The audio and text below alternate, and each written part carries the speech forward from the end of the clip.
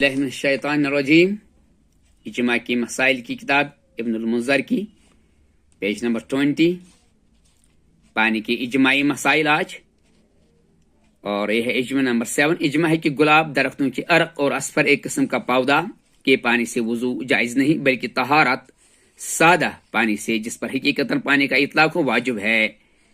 اجماع نمبر 8، اجماع ہے کہ وضو پانی سے جائز ہے۔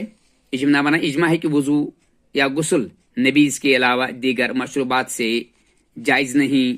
اجماع نمبر 10، اجماع ہے کہ گدلا پانی سے جس میں نجاست نہ پڑی ہو وضو جائز ہے۔